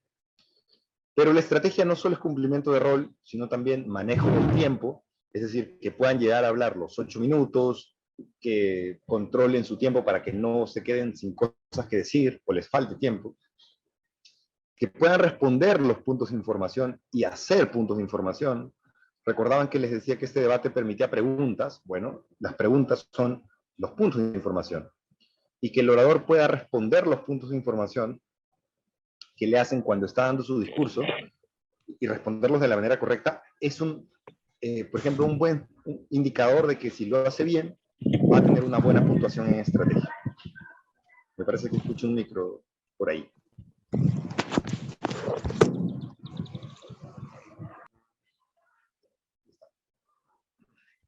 Y la estrategia también considera la consistencia en la línea argumental del equipo. Este es un debate no de individuos, sino de equipos.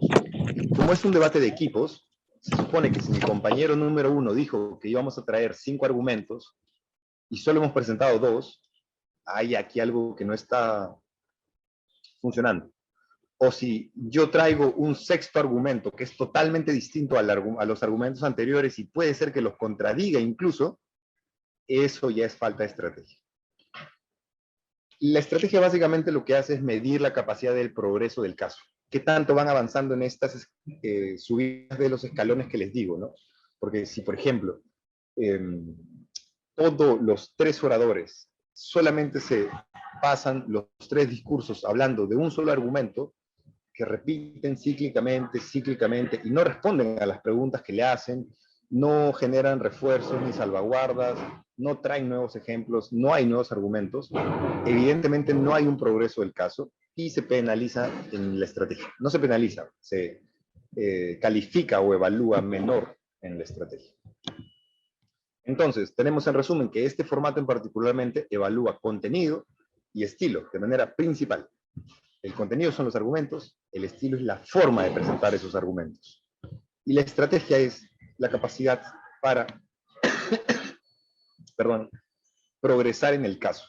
Cumplir mi rol, cumplir con mi tiempo y responder a los puntos de información. Básicamente eso es lo que evalúa el formato. Y en función de esto, uno puede decirle a sus estudiantes por qué es importante que pueda hablar con claridad, o por qué es importante que necesite responder a las preguntas que le hacen cuando se paran compañeros a pedirle una pregunta, o por qué es importante que los argumentos incluyan premisas con ejemplos, con analogías y con una conclusión clara. Cosas como esa son importantes para este formato. Y finalmente, como lo verán, lo que trata este formato es hacer que la puntuación de cada orador sea estandarizada y sea a través de una hoja como esta. Los jueces, quienes van a calificar a sus estudiantes, van a tener una hoja así y van a calificar a sus estudiantes de acuerdo al patrón de cómo les ha parecido su discurso, con los 3 factores: estilo, contenido y estrategia. Si el discurso es excepcional, si es excelente, si es bueno, muy bueno, satisfactorio, competente, aprobado, etc., están en el rango de esos puntajes, para que de esa manera todos más o menos tengan una misma base en la que adjudicar y poner puntajes, y ronda tras ronda el torneo permita que todos los oradores puedan competir entre sí en un mismo nivel. Y que al final se premie, por ejemplo, aquellos que han logrado mayor puntaje, ya han salido clasificados dentro de los 10 primeros lugares como oradores, etc. Siempre es más común ver que los promedios de los discursos de la mayoría se encuentran en el promedio que es bien. Es un discurso bien. Tiene competencias, es, digamos, normal. Un discurso bueno. tanto con algunas ventajas y algunas desventajas. Los discursos excepcionales, por ejemplo, solamente tienen fortalezas, no tienen ninguna deficiencia. Y así los discursos que tienen las mejoras necesarias, que son discursos que pues se califican muy bajo porque tienen muchas cosas que reparar y hacer mejor. Pero esto ya lo sabrán ustedes más a detalle cuando lean las bases también. Hay material que les puedo compartir que explica más a detalle, por ejemplo, este tipo de puntuaciones, pero los jueces son quienes hacen esta labor. Yo solamente quería señalárselos para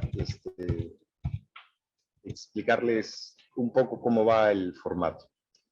Y antes de pasar a las preguntas finales, me gustaría dejarles algunas herramientas básicas también para el debate. Estos debates tienen algunos tópicos muy comunes en los que los equipos utilizan algunas estrategias para facilitarles la forma en la que expresan sus argumentos. Una de ellas es el framing, por ejemplo.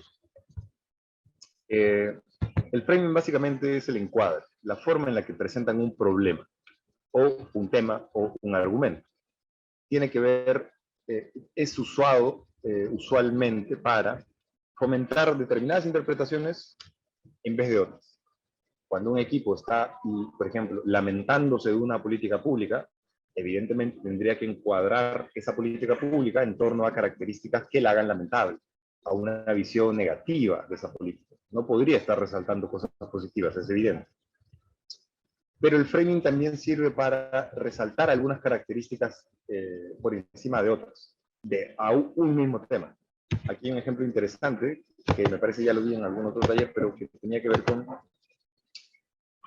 cuando los equipos, por ejemplo, un orador hace referencia a un tema, siempre se puede tener una doble visión de la misma situación. Este producto es un yogur 80% libre de grasa.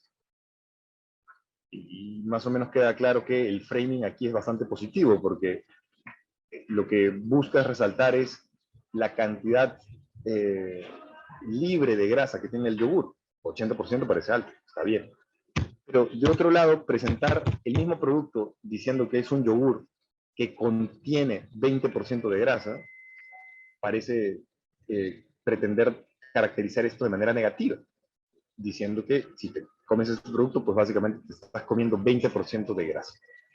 Ambos son el mismo producto, con framings distintos. En el debate, los oradores usualmente recurren a estrategias como esta para reenfocar los puntos fuertes de sus argumentos en aquello que creen valioso resaltar, por encima de lo negativo. Hacer uso de framing como ejercicio en los debates es muy útil, porque este formato, como les dije, al ser tan comparativo, lo que busca es que quienes defienden tal interpretación provean razones y evidencia para hacer que sea más razonable creer que es la mejor interpretación posible, o la más eficiente, saludable, única o beneficiosa en general. Así los otros. Esta competencia de interpretaciones de juegos de encuadres es constante. Y lo otro que tiene este formato, como decíamos en los 3 cuadritos, en los 4 círculos que caracterizaban al formato Worlds, es que la estructura es básica. Yo les decía que si se dan cuenta, esto es como decir un discurso escrito, pero hablado. Como si tuviese en mi cabeza, escucho un micro, disculpen. Es como si tuviese en mi cabeza la estructura de un libro, pero yo no leo ese libro. Lo que estoy haciendo es simplemente hablo. Y el hablar tiene un orden que hace que pues, sea atractivo de escuchar. La estructura tiene que ver con que los oradores saben siempre en qué momento están de su discurso. Saben que están dando su introducción, que luego de eso darán sus argumentos, que luego vendrá el argumento 2, el argumento 3, y luego separarán los argumentos de las reconstrucciones o del resumen, establecerán refutaciones separadas de los argumentos, cada argumento tendrá una premisa, y luego llegará a una conclusión. Este tipo de cosas, junto con los abanderamientos, la enumeración de la cantidad de argumentos que tienes, todo se hace para que sea muy esquemático y estructurado. Decían que la forma en la que uno piensa es usualmente la forma en la que uno habla.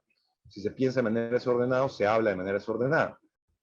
Aquí lo que se busca es que los estudiantes ordenen sus pensamientos para que al momento de hablar puedan decir cosas muy sistemáticamente, sin que se diga algo en el minuto 1 y se vuelva a repetir lo mismo y retomar la línea de lo que se estaba diciendo recién en el minuto 4. Eso no suele ser así, pero es todo cuestión de simplemente ejercicio. Y algunos tips extras que quería dejarles para la práctica del formato es que probablemente puedan ser útiles armar debates en pizarra, que puedan, por ejemplo, hacer dentro del aula, junto con sus estudiantes, para que sepan y identifiquen las palabras más importantes de algo que escribió como argumento uno de los estudiantes versus el argumento del otro estudiante o la refutación del otro estudiante. Recomendaría no debatir temas clichés al inicio, sino, digamos, temas más fáciles, distópicos, utópicos, entretenidos, como si los superhéroes deberían revelar su identidad o no, para luego pasar a temas un poco más profundos y así irlos adaptando a discusiones más elaboradas. Grabar los debates sirve para que luego ellos vean su evolución y sepan cómo es que han ido y qué han hecho y qué dirían mejor y qué no dirían ya luego una vez que se ven. Es importantísimo hacer esto, me parece, al menos al inicio. Grabar los discursos también es importante. Al momento de dar el feedback, uno debería resaltar lo bueno, luego aquello que es, digamos, lo malo, y luego lo interesante, para que no se queden siempre solo con lo malo. Es decir, hay que ser muy sutiles al momento de señalarle a alguien cosas que está haciendo mal, porque se señalan esas cosas de manera que puedan mejorarlas, no de manera en la que se pueda hacer caer en vergüenza a alguien porque lo está haciendo mal, sino todo lo contrario. Siempre se enseña demostrando, así como con los ejemplos que les daba de otros chicos, ustedes podrían traer videos con ejemplos o ustedes hacer argumentos para participar de las discusiones. Y me parece que ahora sí podría pasar a la ronda de preguntas, que yo entiendo pueden haber varias respecto al formato y a las cosas que han pasado de manera muy rápida y superficial en esta breve presentación de hoy. Así que, Horacio, no sé si es que podríamos abrir el bloque de preguntas. Sí, muchas gracias, Fernando, por la exposición muy clara y también con muchos elementos que sin duda cada uno de ellos da para profundizar, y esperamos que en las preguntas puedan surgir elementos para poder clarificar y ampliar estos contenidos.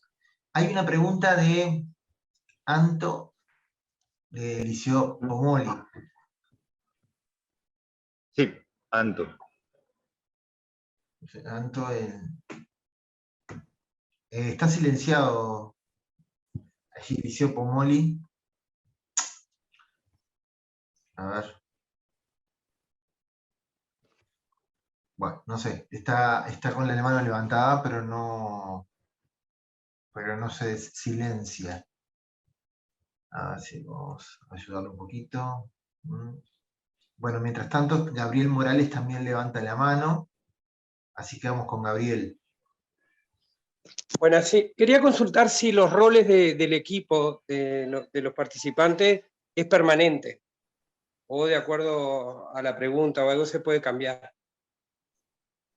No, los roles son permanentes. Lo que cambia, evidentemente, es el desarrollo según cada debate, ¿no? Por ejemplo,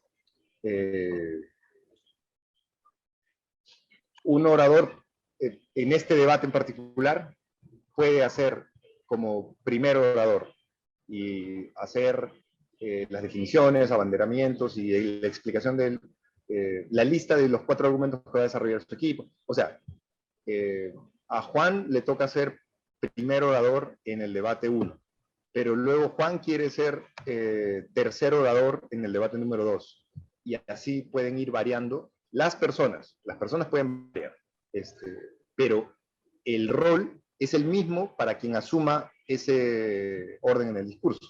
Si yo sé que voy a hacer el discurso como orador número 3, sé que el orador número 3 tiene como obligación no traer nuevos argumentos. Si yo voy a hacer, digamos, el discurso del orador número 2, yo sé que tengo que refutar y reforzar los argumentos de mi compañero. Siempre se va a tener que cumplir el rol, porque el rol es determinante para quien sea que lo esté haciendo en ese momento. Pero los estudiantes pueden variar. El equipo puede tener cambios de un debate a otro. En el mismo debate no. Ya para un debate todos más o menos con sus posiciones asignadas, pero para el siguiente debate pueden cambiar esas posiciones. ¿Sí esa era la pregunta? Sí, no, la pregunta era cambiar los roles asignados a cada participante, no cambiar los roles en sí. Sí, me queda claro, o sea, que pueden turnarse. Los roles siempre hay que cumplirlos. Sí. Perfecto, quedó claro. Incluso agrego algo también, que como son 5, pueden ser hasta 5 participantes cada equipo de debate, pero en cada debate concreto participan 3, no necesariamente tiene que haber algunos titulares y otros suplentes. O sea, en un debate pueden participar los oradores 1, 2 y 3, y en otra ronda de debate participan los oradores 3, 4 y 5. También agrego esto porque puede venir a cuento también. De acuerdo. Recuerden que acá se le da la opción de que los equipos sean conformados por 5 personas, como dice Horacio. Entonces es como tener un equipo de fútbol con titulares y suplentes.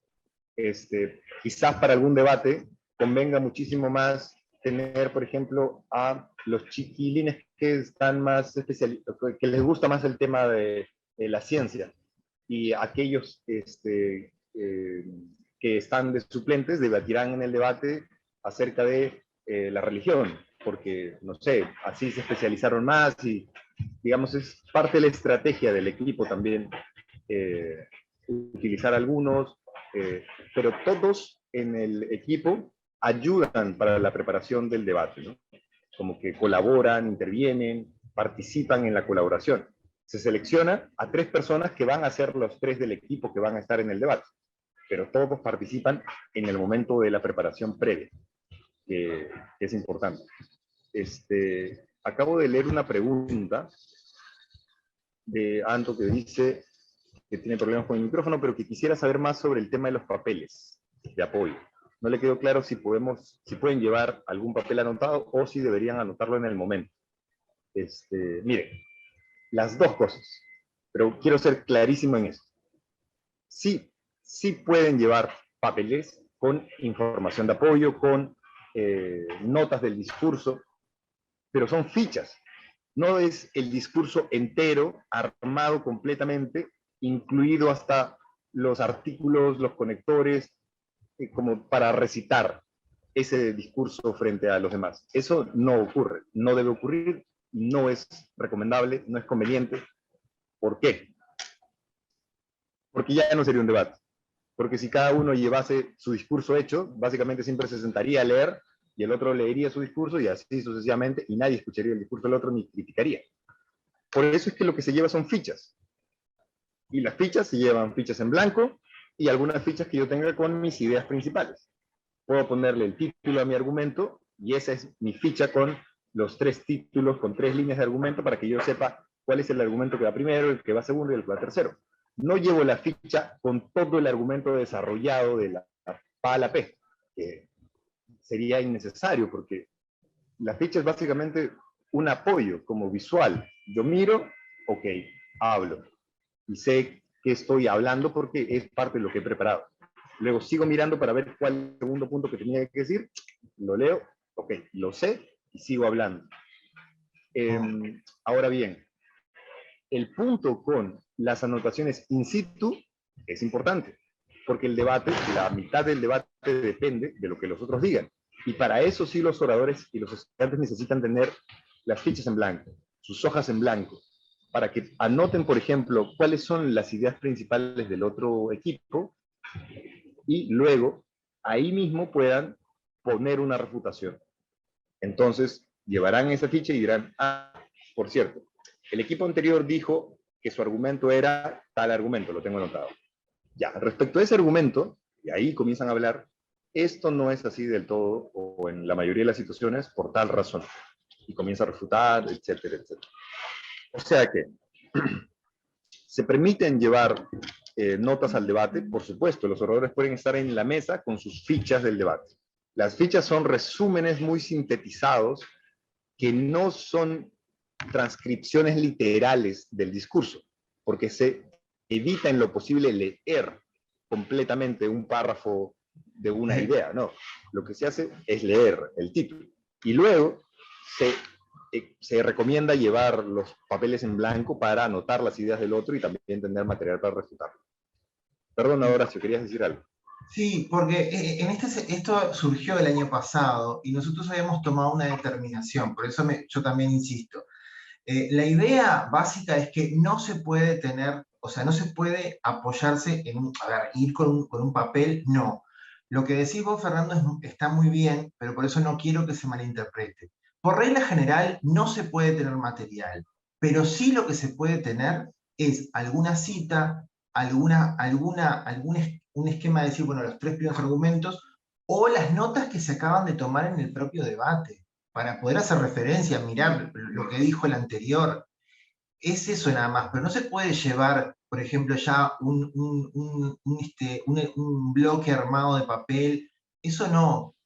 Y para que no hubiera confusión el año pasado, nosotros, digamos, para que quedara bien claro, porque en realidad es lo que vos decís, Fernando, y es así, pero para que no sea confundido con el hecho de que se prepare fichas para ir a expresarlas en el día del debate, porque eso no es un debate, ¿tá? O sea, cuando Fernando habla de fichas y habla de papeles, lo que sucede es que al momento del debate, cuando un orador o oradora habla, expresa, o sea, ya, digamos, ya tiene que ir con los elementos armados. El resto toma notas para saber qué es lo que dijo la persona que acaba de hablar. Entonces, cuando te toca hablar, vos te parás, hablás, decís tu discurso, ¿y qué pasa? Puede ser que vos eches un ojo a lo que acabas de anotar. Esas son las fichas de lo que habla Fernando. O puede ser que específicamente haya un dato, una estadística, una serie de números que, para no recordar de memoria ese número, bueno, está ese dato ahí. Pero solamente eso es lo único que se permite. Lo que no se puede es ir y expresar un discurso leído o con partes de ese discurso leído ya preparado previamente. Eso no se puede y en ese sentido somos enfáticos y lo dijimos el año pasado. ¿Saben para qué? Para evitar malos entendidos. ¿Y saben para qué? Para que no se pierda el espíritu de la espontaneidad que tiene esta cuestión dialéctica que es el debate. El debate, a diferencia de escribir un ensayo, que sería escribir un texto argumentativo, tiene el aspecto dialéctico, que quiere decir que hay otra persona que está hablando y que nosotros también contestamos, refutamos o incorporamos otros elementos al debate. Entonces, si esto se convierte en una cuestión de textos, y por eso tanto énfasis, y disculpen que sea tan insistente, se pierde el espíritu dialéctico del debate. Entonces, sí, el tema de las fichas, lo que dicen las anotaciones, algún dato aislado, pero por regla general no se puede pasar con un papel lleno de anotaciones estructuradas, prácticamente el discurso ya, un resumen del discurso ya hecho, no, porque eso sería mal puntuado, digamos, en ese sentido, porque no es lo que es un debate, sino sería la lectura de un texto, ¿no? Bueno, y no voy a aclarar más lo mismo porque creo que ya quedó suficientemente aclarado, pero es muy importante para que esto funcione como un debate específicamente. De acuerdo. estaba viendo que la forma en la que uno, por ejemplo, toma notas en el debate es más parecido a algo así como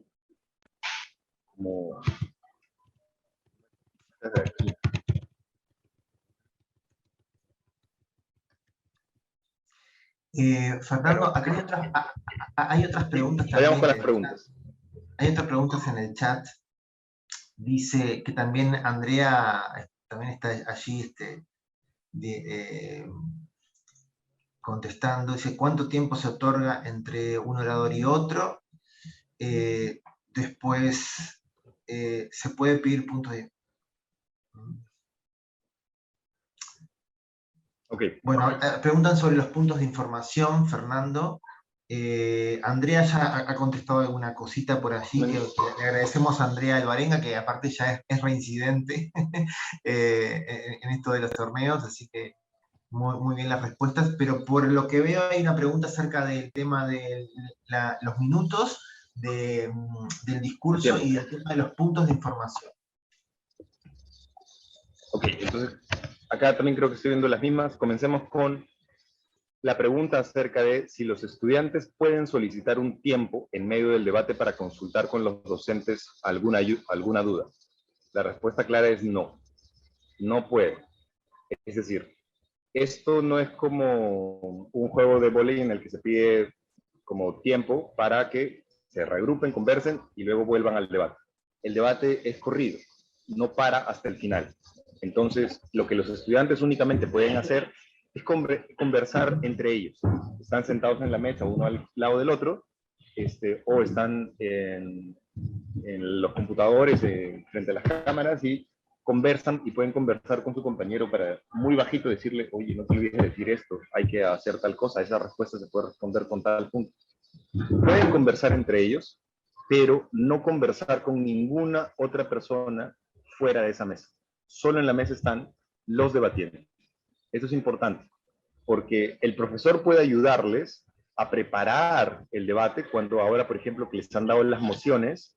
Bueno, sí, hay docentes que pueden ayudarles a preparar a los alumnos, facilitarles el diagnóstico, las ideas, explicar cómo es que podrían hacer mejor un desarrollo de tal línea argumental, pero todo eso se da previo. Durante el debate, ya no. Durante el debate solo participan los que tienen el derecho de palabra y pueden hablar entre ellos una vez que estén en la mesa, pero nada más. Así que espero que eso haya quedado claro. Bueno, lo de los puntos de información, muy bien como lo dijo Horacio, ya se respondieron, pero sí, todos los discursos, a excepción del cuarto, son propensos de puntos de orador. O sea, pueden hacer puntos de información en todos los discursos. Básicamente, ¿cómo se hace? Se está en turno de palabra de un estudiante, está hablando, y pasa el minuto del que ha comenzado a dar su discurso, y a partir de ese minuto, del primero, cualquiera se puede parar respetuosamente o prender el micro y pedirle una pregunta, por favor.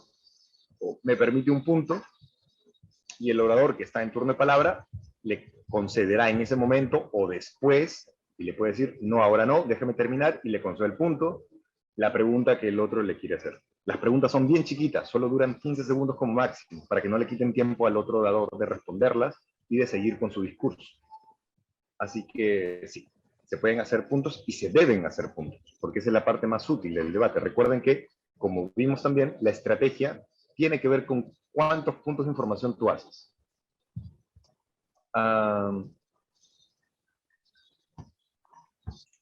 Me parece que no encuentro la otra pregunta, que quizás te la enviaron solo a ti, Horacio. ¿O esa era? Creo que son públicas las preguntas, pero no lo sé. Es ¿cuánto tiempo se otorga entre un orador y otro? Esa es otra pregunta que hace Susana Giussiano. ¿Cuánto tiempo se otorga entre un orador y otro? No hay un tiempo asignado entre un orador y otro. Es decir, como les vuelvo a repetir, el debate es fluido. Una vez que comienza, no para. Entonces, sale, por ejemplo, el primer líder de proposición tiene al inicio de su primera palabra la contabilidad de 8 minutos, termina su discurso, se le pueden usualmente dar 15 segundos para que cierre lo que está diciendo y no se corte abruptamente su discurso a los 8 exactos. No, a los 8 tocará una campanita o una palmada para decirle ya terminó tu tiempo, pero tienes 15 segundos para cerrar tu idea, o lo que estabas diciendo, o despedirte y sentarte. Entonces los oradores usualmente cierran a los 8, 8:10, 8:05, 8:15 como máximo, y inmediatamente se llama al siguiente orador. O sea, sale uno de proposición, termina su discurso, y sale el siguiente de oposición y comienza su discurso. No hay tiempo intermedio. Es decir, este es un ping-pong bien rápido. Sale uno, termina, sale el otro, termina, sale el otro, y así sucesivamente. Así que, eso. ¿Y es el juez el que le otorga la palabra al segundo orador, entonces? Perdón, sí. Los jueces también son moderadores de sala. Entonces, un juez está ahí para darle la bienvenida a los equipos en cada sala, pedirles el orden en el que van a hablar para anotar que Pedro hablará primero, Juan segundo, María tercero, el rol de réplica lo hará Juan, y así pregunta, establece el orden y luego llama a los oradores. Llamamos a Juan Alexander del colegio tal para que comience su discurso como orador número 1 de la proposición. Termina, le agradece, muchísimas gracias por ese discurso. Ahora, finalizado eso, vamos a llamar al siguiente orador. Entonces el juez va llamando a todos los oradores, y los oradores se van parando a medida que los van llamando. Eso es lo que ocurre en el debate. Por eso es que es muy rápido, y es muy emocionante también, porque ni bien sale y termina su discurso un orador, el siguiente orador está saliendo ahí a confrontar y a responder lo que acaba de decir el otro. Lo van a ver, es muy dinámico. De hecho, también podrían verlo en los ejemplos que les he dado, porque son debates reales, completos. El año pasado también me parece que están colgados en YouTube los videos de la NEP, de la final. Sí. Creo que es así, Horacio, ¿cierto? Así que podrían verlos también. La final estuvo buena. Sí, y podemos compartir esos videos, también fragmentos de otros debates también, que el año pasado también se hizo un compilado con otros fragmentos, y también tenemos de otros debates, además de los que acaba de compartir Fernando, que también están completos.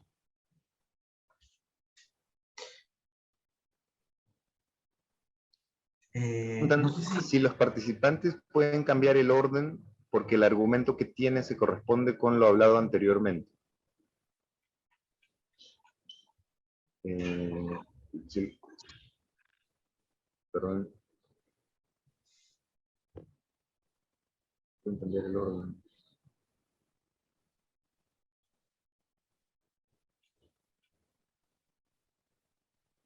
Creo que la pregunta de Ángela puede entrar para la doble interpretación, así que le pediría ser un poquito más clara ahí si se refiere a que pueden cambiar el orden de los participantes o el orden de los argumentos. No me queda muy claro. Pero mientras tanto, Nancy pregunta si tanto el que propone como el que se opone pertenecen al mismo equipo. No. De hecho, son equipos distintos. Por esa razón es que les decía, este formato es polarizante. Un equipo entero propone y otro equipo entero se opone. Ambos equipos están conformados por 3 estudiantes, y se supone que los 3 estudiantes de oposición, todos están del mismo bando, se oponen. Así que, no, los equipos son por posturas. Así que, genial. Exacto. Que de hecho, por ejemplo, en el aula se pueden armar 2 equipos, por ejemplo, y trabajar con las 2 posturas. No es necesario que tengan que trabajar solamente con una. Nosotros después les vamos a comunicar qué postura le toca a cada uno, todavía no lo hemos comunicado, pero pueden trabajar y trabajando con las 2, para después sí profundizar en la postura que les va a tocar. Sí. De hecho, es una muy buena estrategia porque saber las fortalezas y debilidades de la postura que te toca defender es importante. Entonces, a veces puedes utilizar, digamos, hacer que el equipo defienda el mismo tema y luego refute con otro equipo en el salón y así puedan debatir varios debates de práctica. Es muy útil. Genial. Por último, ahora parece que ya lo entendí mejor, Ángela. Si dentro del mismo equipo se tiene que seguir un orden preestablecido. Sí. La respuesta es sí, y ese orden se sabe antes del debate. Justo cuando comienza el debate, ya después de que han tenido su tiempo de preparación, de que han preparado, el juez le va a preguntar, bueno, de este equipo, ¿quién va a hablar primero? ¿Quién segundo? ¿Y quién tercero? Entonces, los oradores ya se han distribuido los roles. Entonces, dice, Alexandra va a hablar como primera oradora. Ok. Luego va a seguir María como segunda oradora y Juan como tercera oradora. ¿Listo? El rol de réplica lo va a hacer María. Ok. Y ya. Y ahí no hay cambios en el debate. Para el siguiente debate y la siguiente ronda se pueden poner de acuerdo de manera distinta. Y le dirán al juez, para este debate va a salir primero María o Juan. Y ya. Así que sí, eso sí se sabe. Y lo tienen que decidir el equipo antes de salir a debatir. Preguntan con cuánto tiempo de anticipación se saben las posturas. Creo que Horacio me puede ayudar. Sí, eso lo vamos a comunicar sobre los primeros días de agosto. Claro, porque primero es importante tener también la totalidad de los equipos. Y luego, después de eso, el y ver. Exactamente.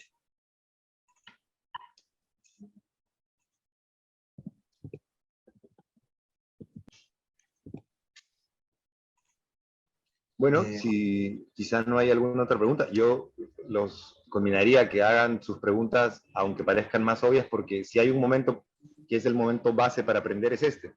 Quizás los otros talleres vayan a ser talleres más especializados de desarrollo de alguna técnica de debate o argumentación precisa, y ahí podrían aprovechar también muchísimas más cosas. Esta es una instancia, digamos, de conocimiento básico. Si es que alguien tiene alguna duda ahora o después, primero pediría que sea ahora, pero si no, igual me puede contactar o puede contactar a Horacio para que les podamos escribir por interno para responder algunas dudas. Yo estoy encantado de que me escriban al WhatsApp, ahí se los pueden compartir. Estoy también, creo, en el grupo y presto para resolver algunas inquietudes que vayan surgiendo. Bien. Bueno, muchísimas gracias, Fernando. Clarísima la exposición, como siempre, y muy documentada también, y creo que resultó también enriquecedora para seguir trabajando en estos temas de debate. Nos vemos entonces el próximo sábado. Ahí vamos a hablar sobre argumentación aplicada, o herramientas de argumentación aplicadas al debate. Ahí nos vamos a encontrar y vamos a seguir trabajando estos temas en todo este ciclo que no solamente está encarado desde el punto de vista del torneo de debate, por supuesto, sino también como una instancia educativa más allá del debate, tanto para obtener herramientas para los docentes como para los estudiantes de aquí en más. Así que bueno, muchísimas gracias por compartir esta instancia y nos vemos el sábado que viene. Hasta luego.